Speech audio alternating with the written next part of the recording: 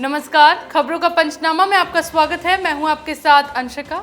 हम लेकर आए हैं देश दुनिया की 5 बड़ी खबरें, जिनके विश्लेषण के लिए मेरे साथ स्टूडियो में मौजूद हैं कैपिटल टीवी के editor in chief doctor Manish Kumar. Doctor साहब, बहुत बहुत स्वागत है। धन्यवाद। सबसे पहले नजर डालते हैं हेडलाइंस पर। सोनिया गांधी ने मोदी सरकार पर बोला हमला, लेटर के जरिए किया वार, कहा थोपी गई चुप्पी से नहीं हल होंगी देश की समस्याएं। राजस्थान में कांग्रेस को बड़ा झटका, भ्रष्टाचार पर अपनी ही पार्टी के खिलाफ पायलट की बगावत, वार्निंग के बाद भी दिया धरना। बिहार के डिप्टी सीएम तेजस्वी यादव की बड़ी मुश्किलें, दिल्ली में ईडी के सामने हुई पेशी, नौकरी के बदले जमीन घोटाला मामले में हुई पूछताछ। अतीक अहमद को दूसरी बार ले जाया जा रहा प्रयागराज, एनकाउंटर के खौफ में दिखा आरोपी, कहा ये मुझे मारना चाहते हैं। अरुणाचल प्रदेश में शाह की दहाड़ से घबराया चीन, गृह मंत्री ने दिया बड़ा संदेश, कहा सुई की नोक जितनी जमीन भी नहीं ले सकता कोई।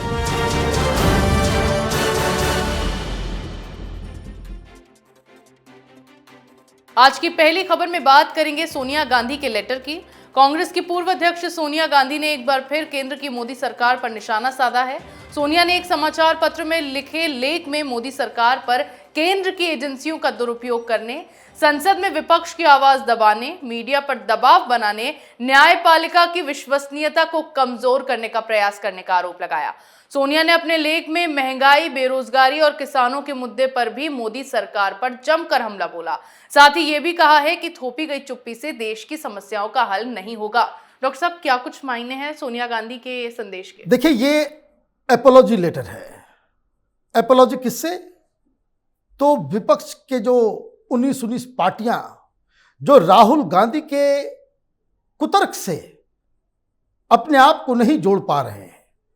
2 दिन पहले आपने देखा कि किस तरीके से शरद पवार ने राहुल गांधी के तमाम मुद्दों को, चाहे वो अडानी का मसला हो, चाहे वो हिंडनबर्ग का मसला हो, चाहे वो पेगासस का मसला हो, चाहे फिर डिग्री का मसला हो, या फिर ये अडानी को लेकर के जो बवाल मच रहा है, जेपीसी का मसला हो, इन तमाम चीजों के ऊपर अपनी राय मीडिया में आकर के दी कि कांग्रेस पार्टी को सुधर जाना चाहिए। इन मुद्दों से चुनाव नहीं जीते जाते और आपको सावरकर के ऊपर भी कुछ नहीं बोलना चाहिए।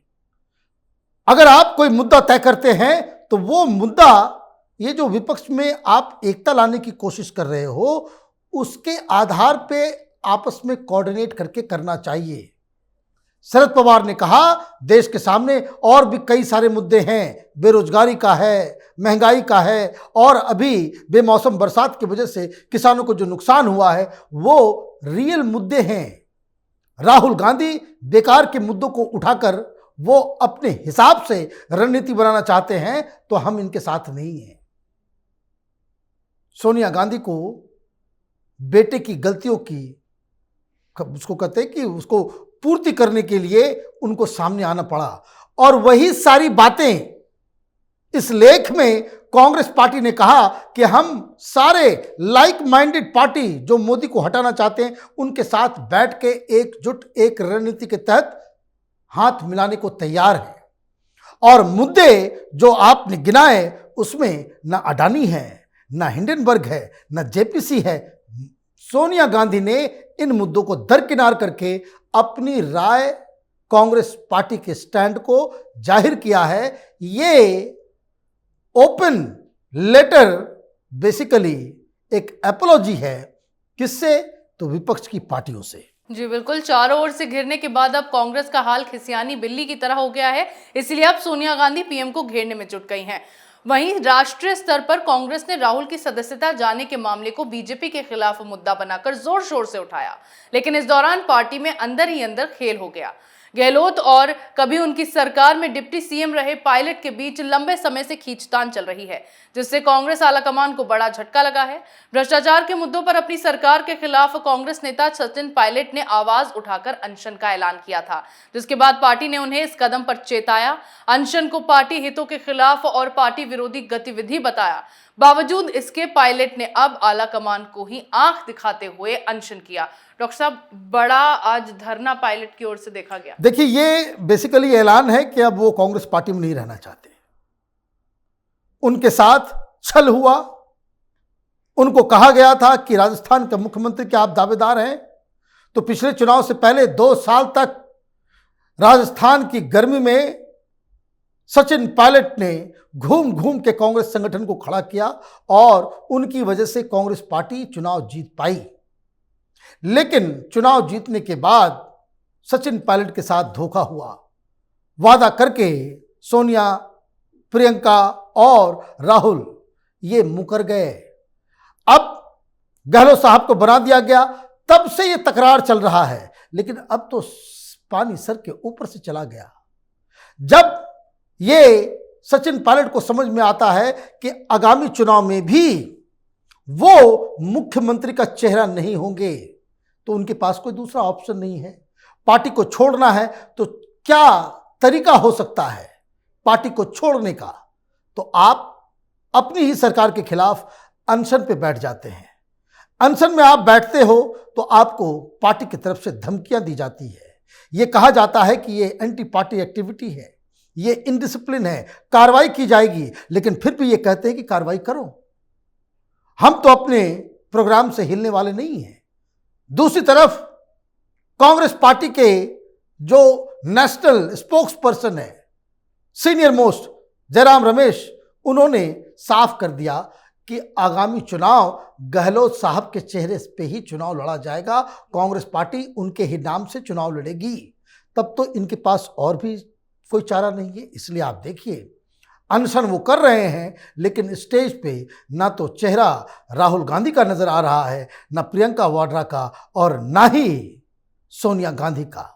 बहुत बड़ी क्षति कांग्रेस पार्टी को राजस्थान में होने जा रही है। जी बिल्कुल, कांग्रेस पार्टी को अब अपने ही नेताओं की अनदेखी भारी पड़ रही है, जिसके चलते पायलट ने ये अनशन किया और जो पार्टी के लिए बड़ा झटका साबित हुआ है। अगली खबर में बात करेंगे घोटालों में फंसे तेजस्वी यादव की। बिहार के उप मुख्यमंत्री तेजस्वी यादव रेलवे में नौकरी के बदले जमीन घोटाला मामले में ईडी के सामने पेश हुए। जानकारी के मुताबिक ईडी ने सीबीआई की प्राथमिकी के आधार पर पीएमएलए के तहत आपराधिक धारा में एक नया मामला दर्ज किया है। इसी मामले में एजेंसी तेजस्वी का बयान दर्ज कर सकती है। इससे पहले सीबीआई ने 25 मार्च को तेजस्वी से पूछताछ की थी। उसी दिन उनकी बहन मीसा भारती से भी ईडी ने पूछताछ की थी। डॉक्टर साहब, क्या कुछ पूछताछ में सामने आया? देखिए, ये मसला बड़ा सीरियस होता चला जा रहा है। पीएमएलए केस अगर इनके ऊपर लग जाता है तो इनकी गिरफ्तारी अगर होगी तो कई महीनों तक ये जेल के अंदर ही रहेंगे। बड़ी मुश्किल हो जाएगी इनको बेल मिलना। और ये जो केस है, ये ओपन एंड शट केस है।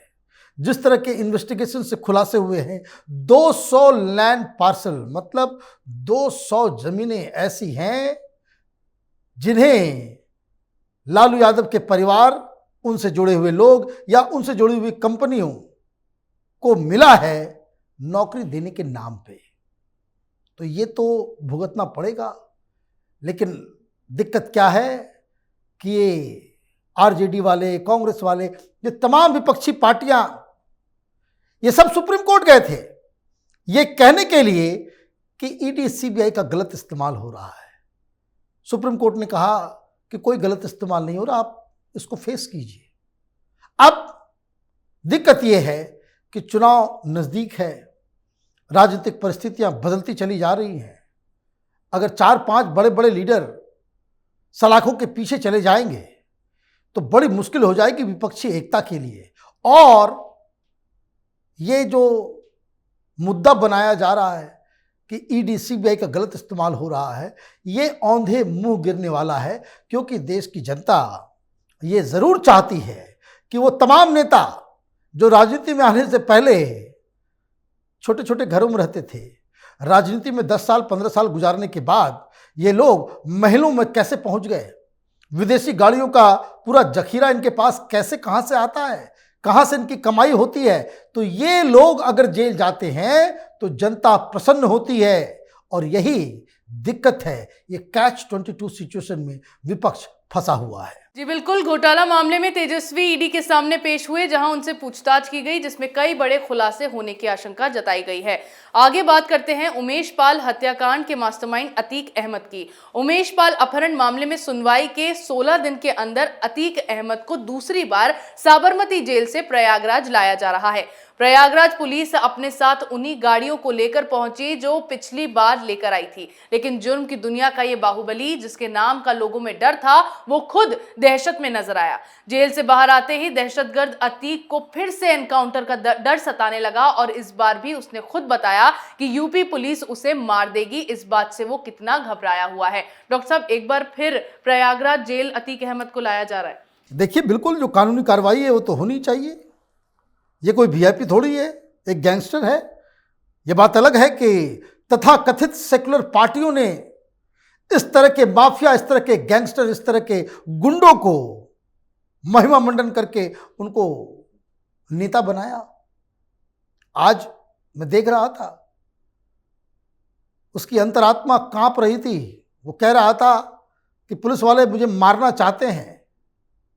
और ये जो सफर है साबरमती से प्रयागराज तक का, उस समय उसकी बड़ी हालत खराब। पिछली बार वो बिल्कुल डरा सहमा हुआ था, परिवार वाले भी साथ में थे।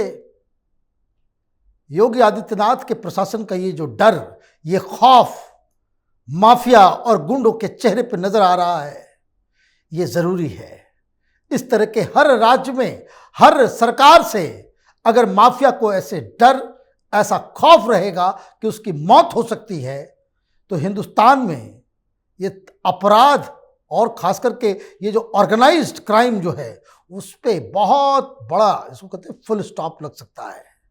अब देखिए, ये सवेरे तक सही सलामत पहुंचते हैं या फिर रास्ते में किसी एक्सीडेंट के शिकार हो जाते हैं। जी बिल्कुल, अतीक के पापों का घड़ा भर गया है और जैसे जैसे उसके गुनाहों का हिसाब किया जा रहा है, वैसे वैसे उससे एनकाउंटर का डर सताने लगा है।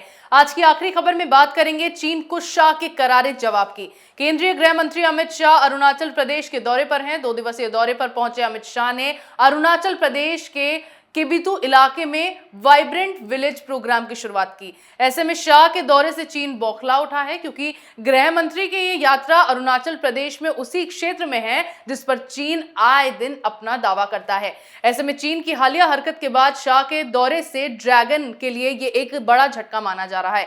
डॉक्टर साहब, शाह अरुणाचल प्रदेश पहुंचे, चीन ने जिन इलाकों पर अभी हाल में अपना उसका नाम चेंज कर दिया था, तो उसी पर अब वहां पर शाह ने जवाब। देखिए, अमित शाह जो ये वाइब्रेंट विलेज की बात कर रहे हैं, ये प्रधानमंत्री मोदी के दिमाग की उपज है।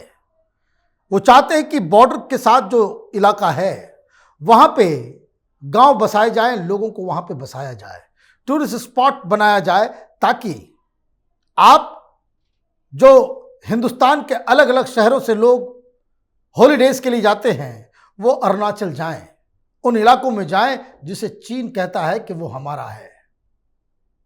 कल जब अमित शाह वहां पहुंचे तो चीन के विदेश मंत्रालय की तरफ से एक बयान आया, और ये बयान आया कि ये भारत की तरफ से गलत कार्रवाई की जा रही है। ये चीन के जो सॉवरेनिटी है उसका उल्लंघन हो रहा है। वो इलाका हमारा है, वहां पे जाके भारत के गृह मंत्री को किसी कार्यक्रम की घोषणा नहीं करनी चाहिए। चीन तो अपना काम उसने कर दिया और गृह मंत्री ने भी अपना काम कर दिया। उन्होंने आज चेतावनी दी है कि चीन को हिंदुस्तान की एक सुई जमीन तक नहीं मिलने वाली। और अरुणाचल के लोग देशभक्त होते हैं। मैं आपको बताऊं, बड़ी अच्छी जानकारी मिली उनके भाषण से कि वहां लोग सवेरे सवेरे एक दूसरे से मिलते हैं तो गुड मॉर्निंग, गुड आफ्टरनून नहीं करते, जय हिंद बोलते हैं एक दूसरे को। अब सवाल यहां दूसरा है, चीन का जब ये फरमान आया, चीन के विदेश मंत्रालय की तरफ से जब बात कही गई कि अरुणाचल ये चीन का अभिन्न अंग है, तो क्या राहुल गांधी को ये तमाम विपक्षी पार्टियां, ये कम्युनिस्ट पार्टियां, ये वामपंथी, इन पत्रकारों को ये काउंटर स्टेटमेंट देने की जरूरत थी या नहीं? अच्छा होता कि विपक्ष की तरफ से तमाम लीडर से कहते कि चीन जो ये बयान दे रहा है वो बेहुदा बयान है। लेकिन एक भी विपक्ष की पार्टियां, एक भी शख्स चीन के खिलाफ एक ट्वीट तक नहीं किया। इसलिए कई सारे सवाल खड़े होते हैं, चीन के इशारे पे क्या विपक्ष नाच रहा है? चीन की कठपुतली हो गया है, या फिर 2024 के लिए चीन से इन लोगों को पैसा मिलने वाला है? कई सारे सवाल हैं, क्योंकि कई सारे इस तरह की रिपोर्ट्स आ रही हैं कि जिससे यह मालूम हो रहा है कि चीन हिंदुस्तान की विपक्षी पार्टियों को फंड करने वाला है ताकि ये लोग मिलके प्रधानमंत्री मोदी को हरा सकें। जी बिल्कुल, अमित शाह की ये यात्रा अरुणाचल प्रदेश में चीन के मंसूबों का जवाब है, जिसके बाद ड्रैगन बौखलाया फिर रहा है। देश दुनिया की तमाम बड़ी खबरों पर हमारे साथ आपके विश्लेषण के लिए बहुत बहुत धन्यवाद। धन्यवाद। खबरों का पंचनामा में मेरे साथ आज इतना ही। अगर आपको हमारा ये वीडियो पसंद आया हो तो इसे लाइक करें, शेयर करें, कमेंट करें, साथ ही हमारे चैनल को सब्सक्राइब करना ना भूलें।